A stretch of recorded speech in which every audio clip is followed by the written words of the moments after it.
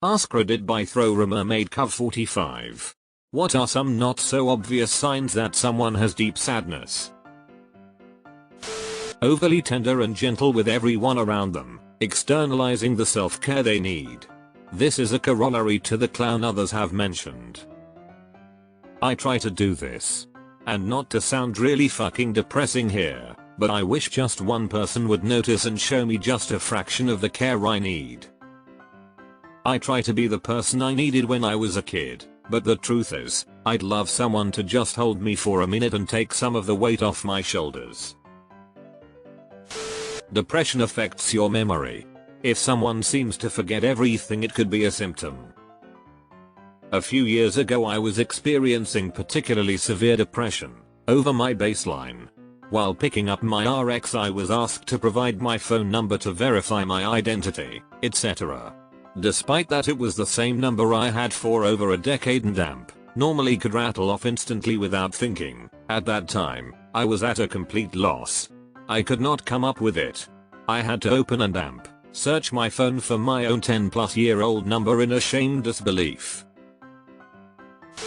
Tiredness. I know when I start feeling tired all the time that something isn't going right and that I need to make changes quickly, gym more, spend more time with family friends, whatever, or I'm about to snowball. Someone who overshares to everyone.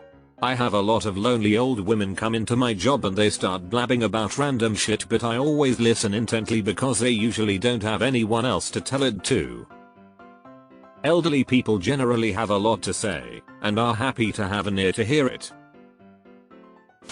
They isolate. You don't notice class. Yeah, this one hits home.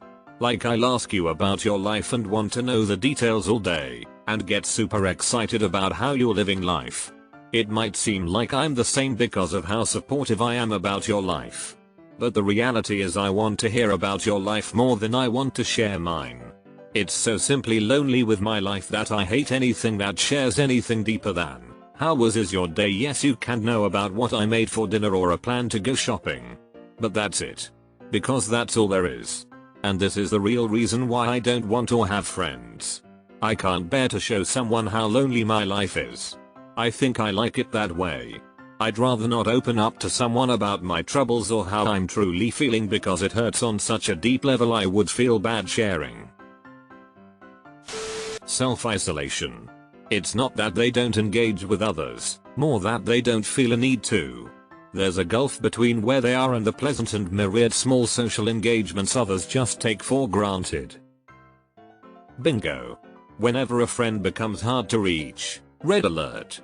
People will say, oh, so and so is so busy now. In my personal experience, I have never had a friend fall off and be hard to keep in touch with and everything be okay. Sometimes people who are always clowning around and trying to make other people laugh are miserable themselves. I think they don't want anyone else to feel as bad as they do. They've also often got low self-esteem and think everyone will hate them or that bad things will happen, like their parents fighting and divorcing, for example, if they aren't constantly putting on an entertaining performance to keep everyone happy. They don't think anybody will like the real them and that people around them only like them because they're funny and for as long as they're funny. While this may not always be the case, but they will sleep a lot as a way to escape the world for a little and just from pure exhaustion that comes with being sad numb all the time. Or the complete opposite of staying up way too late to get a bunch of adrenaline and try to feel alive. When you ask them how they are doing, they are vague or deflect. This one's me. How's it going? It's going every time. They can always tell when someone else is upset before everyone else. Like they have emotionally predictive arthritis in their joints. It's called hypervigilance. Means that person has gone through some shit. A serene demeanor. It feels like nothing can shake them or make them angry. Everyone tells me I'm the most chill person they know. They mistake it for happiness or peace of mind. Truth, I'm just so dead inside that I don't have the energy to get upset anymore. I have no dreams, ambitions or goals. Just coasting through. This is me too.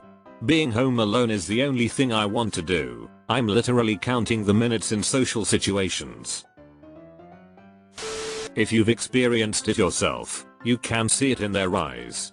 Not their general demeanor, but those brief split-second periods where the mask slips. Sometimes I let it slip on purpose to see if anyone will care or ask about it, but they never do. Surprisingly, sometimes they are the literal beam of joy that lights up the whole room. They don't want others to experience what they experience. Also, this reminds me of the adage of how the ones who shine the brightest are the quickest ones to burn out. Empathy. Overly empathetic. People who have gone through hell don't want anyone to go through what they went through or going through. Difficulty in initiating action. Even to send a simple email. Similarly, even if the gym is just 100 m away, to go there requires a lot of effort. Doing laundry, list goes on and on. If I have complete kitchen with everything perfect with all vegetables, I will keep deferring cooking. Starting something is very difficult. If it's started, one can complete it, but the main issue is to take the step one. Most normal people don't understand this. Oh god. We are fucked, aren't we? Reading the comments made me sad. Because I relate to so much of this. The look in their eyes. You can smile all you want, but true sadness or depression always shows in the eyes. As someone who's autistic, guess I've gotta learn to hide my eyes now, as well as forcing facial expressions, lol. Avoiding conversations regarding himself. Or engaging in them, but only on a surface level. If you ask how are you and they only ever answer great but never offer any details, that can be a telltale. It could be for many other reasons, but sudden bursts of anger followed by remorse. At least for me, that's been a big part of my depression. I have such a negative view of the world, and sometimes that manifests as intense bursts of anger and rage, because things feel hopeless and irreparably awful. Then 10 minutes later, the initial rage cools down, and I realize I was seeing red and regret what I said or did. I don't want to be an angry person, but sometimes things get to be too much and it's uncontrollable. That in and of itself fuels the shame and negative self-image that caused the anger in the first place. This one is me too. I'm pretty certain that mine comes from the good old childhood trauma. Constantly checking in on other people because that's what they want in return. Being overly caring for people. Apologizing constantly. A flatness to their personality, flat affect. Low affect. Emo. People who have deep sadness don't want to think about daily life, so they spend their time thinking about very large abstract concepts, philosophy, scientific discovery, space, time, complexities in literature, film, etc. Any topic that is vast, subjective, or unsolved. I'm not saying everyone who likes these topics are sad people, but if you know someone who's usually a really quiet person, ask them what they think about black holes. If it turns into a multi-hour conversation, they're probably going through some shit. You didn't have to call me out like that. I've got two answers. People pleasing. Individuals who overwork themselves to please other people, or who always seem to go the extra mile at the detriment of themselves. They probably don't get enough attention, or they're afraid of stepping out of line and getting abused. Hyper-independence. Those who refuse to accept help no matter what have probably been screwed over multiple times by the people who were supposed to help them. This is especially true if you've been neglected as a child and were constantly ignored by everybody. Fuck. I do both of these. Behind on tasks, underperforming expectations, not asking for help, insisting everything is okay. This is a gut punch. Realizes almost everything posted describes myself. Spaghettious. I'm starting to think I might have the deep sadness.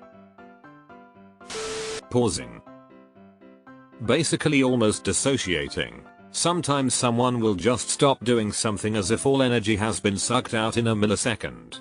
Like they'll be chatting, then the next second they kinda mentally check out, then check back in.